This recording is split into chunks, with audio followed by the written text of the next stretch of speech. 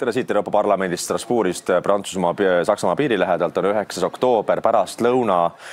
Varsti hakkan tagasi liikuma juba Frankfurti poole, et sealt tagasi kodumaale Eestisse lennata. On toimunud täiskogu istungid, nii nagu nad toimuvad iga kuu. Me liigume siia 4-5 päevaks, et pidada siis parlamendi debatte, teha läbi hääletused ja kõik ikka selleks, et rohepööre oleks väga edukas, sest et raha ja CO2 üldse selle peale ei kulu, et iga kuu mõneks päevaks kolida kogu parlament Strasbourgi ja siis tagasi Brüsselisse. Euroopa Liit oma parimas mahlas. Aga mis on toimunud siis viimaste päevade jooksul siin parlamendis? Esiteks kolmapäeva hommikul ehk eile hommikul oli põhidebatt siis selle üle, et kuidas Euroopa või Euroopa Liit ühiselt ja jõuliselt peaks vastama Venemaa provokatsioonidele, õhupiiri rikkumistele, drooni lennutamistele. Loomulikult, et sõnad olid kõik ilusad ja kaunid. Ma usun, et enamus normaalseid inimesi saavad ju sellest aru, et loomulikult Venemaa testib ja provotseerib ja üldiselt neid jutte, kes hakkavad rääkima, et Venemaa on rahuarmastav riik, kes ei tekita mitte mingeid probleeme, et ilmselgelt neid inimesi võib-olla, kes sihukest juttu räägivad ja mõtlevad on, aga pigem nende inimeste koht võib olla, kas see on siis teisel pool riigipiiri või teatud raviasutuses, kus ravitakse selliseid psüühilisi nähteid.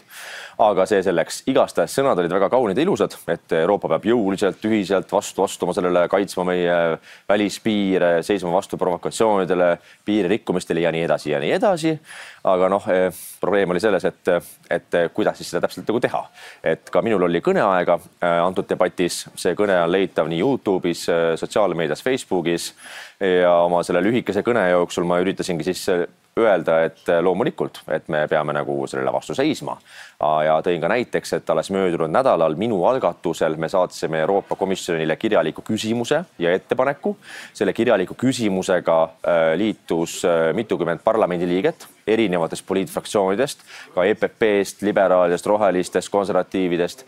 Ja seal me loomulikult küsisimegi siis kirjalikus küsimuses, et mis on Euroopa Komisjoni siis tegelik tegevusplaan, et selliseid probleeme lahendada, mis puudutab Venemaa tegevust.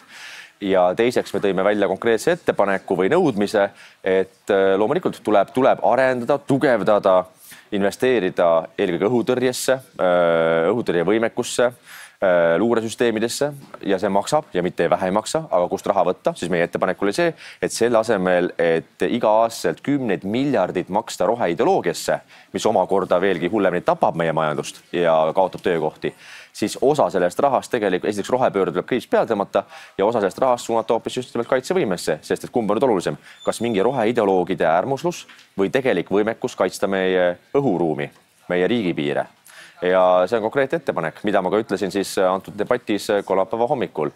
Kuid lisaks sellele selles debatis ma ütlesin, et ükskõik kui kaunid sõnad ka ei ole, siis paraku päris reaalsus on see, et Euroopa Liidu riigid on jätkuvalt maailmas esikohal, mis puudutab gaasi importi Venemaalt.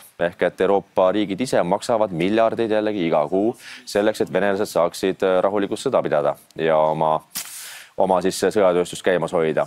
See on jällegi järgmine argument, et kui räägitakse, et sõda on sõjatööstusete unelm, loomulikult, et kes võidavad, sõjatöösturid võidavad ka, aga samamoodi võidavad Vene sõjatöösturid, Hiina sõjatöösturid, et see on selline surnud ring, millest välja saamist mina küll ette ei kujuta, et see ongi käinud paraku aegade algusest peale, et juba kiviajast, kui kakeldi oma vahel kivirelvadega või puunuiedega paraku. Igastahes, seetõttu ma ütlesin ka kõnes, et päris reaalsus on see, et tegelikult me ei saa loota Saksamaale, Prantsusmaale või Itaaliale. Seda on tõestanud korduvalt ajalugu, vaid tegelikkuses see, mida me oleme veel liiga vähe näinud, kuid mida me vajame palju rohkem, on Baltikumi, Poola, Soome ja Rootsi ühiskoostöö. Kui me räägime õhutõrjevõimekuse arendamisest, kui me räägime kas või maakaitsevõimekuse arendamisest, mereväevõimekus, et tegelikult need riigid peavad tegema koostööd, sest me sõltume üksteisest niivõrd palju, et ühe riigi probleem on teiste riikide probleem. Ehk et see on juba geopoliitiliselt, regionaalselt, geograafiliselt tunduvalt mõistlikum ja me saame palju rohkem üksteist usaldada, kui me saame usaldada Saksamaad, kelle endine kantsler Angela Merkel alles ütles mõned päevad tagasi, et hoopis nüüd Balti riigid ja Poola süüdi selles, et Venemaa tungis kallale Ukrainale. Tere hommikust. Et ma arvan, et siin pole küsimuski, et kes on olnud tegelikult Venemaa uinuva agent, kes on reaalsuses teinud kõike Venemaa heaks. Nord Stream 2 ehitus, suurem gaasisõltuvus Venemaast, Saksamaa majanduse tapmine Ja nüüd veel siis selline hullumeelne avaldus, et hoopis meie oleme süüdi selles, et minnakse Ukrainale kallale. Tere hommikust, guten morgen, nagu ütlevad sakslased. Lisaks sellele toimus väga põnevaid debatte veelgi. Eile pärastlõunal oli debatt selle üle, et kuidas päästa Euroopa autotööstust.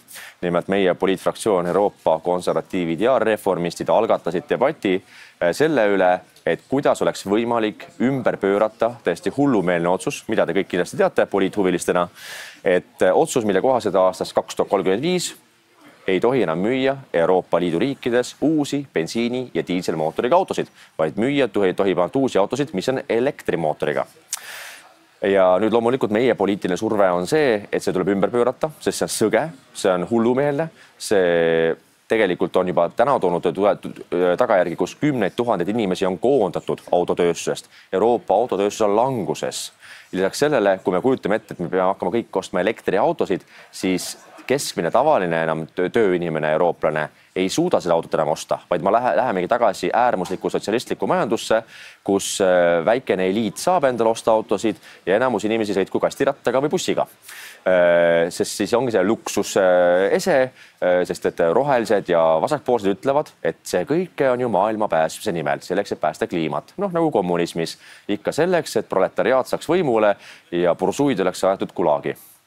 Täpselt samasugune ideoloogia, hetkel veel pehmemas vormis, aga see ei pruugi nii pehmeks enam jääda, sest et kui me näeme seda tendentsi, kuhu me Euroopas liigume vasakpoolst juhtimisel, siis see saab olema päris õudne kaos, kus me elada tegelikult ei taha. Aga see debatt möödus väga muidugi vaimukalt. Ma jälgisin debatti päris suure huviga, kuidas näiteks Rootsi sotsialistid väidavad debatis, et ei, tegelikult antud otsus, et aastast 2035 enam ei tohi müüa uusi normaalseid autosid, ei ole mitte mingisugune keeld ega piirang, vaid see on võimalus. See on hoopis võimalus elektriautode arendamiseks, selle tööstuse arendamiseks ja nüüd Euroopa peab hakkama ise tootma taskukohaseid odavaid elektriautosid, et ka tavainimene saaks endale uue auto osta. Sa kuulad seda debatti ja see täiesti hullumeelne. Ja tihti nagu see, millest ka valija aru ei saa, ka Eesti valija tihti aru ei saa, on see, et kui tulevad valimised, minnakse valima neid samu sotse, kellega nad siin parlamendis istuvad koos teiste sotsidega Rootsis, Saksamaalt, Prantsusmaalt, kes suuremal jaol ongi süüdi kogu selles jamas ja selles supis, mille sees me Euroopas elame. Olgu see julgeolek, olgu see immigratsioon, olgu see sisseränne, majandusraskused, roheäärmuslus, maksumaksjate raha, hullumeelne laristamine ideoloogia nimel. Nemad ongi selles süüdi, aga tulevad valimised, kas või nüüd kohalikud valimised täpselt 10 päeva pärast, ja siis inimene vaatab Tallinnas, aga me ei taha ju seda Keskerakonda, sest ega ei tea ka, mida nad teevad. Okei, ei taha Keskerakonda, saate sotsid. Saate need samad ideoloogid, kes ütlevad, et auto on saatanast, sõitke kastirattaga veebruarikuus -20-ga, vedage oma lapsi lasteaeda ja kooli kastirattaga. Auto ongi mingi luksese, ei peagi olema igal inimesel. Ma olen näinud ka Eestis just nimelt kommentaariumites täiesti pealt näha normaalseid inimesi, kes räägivad sellist juttu, et tõesti karvad peast tõuseb püsti. Ja nad usuvadki seda. Ja see ongi need samade vasak äärmuslaste süü, et me oleme praegu Euroopas selles supis. Kas või see sama debatt tõestas väga ehedalt eile just nimelt selle autotööstuse tuleviku üle, kus need samad vasakpoolsed paljastavadki enda hullumeelset ideoloogiat, mis on inimvihkajalik.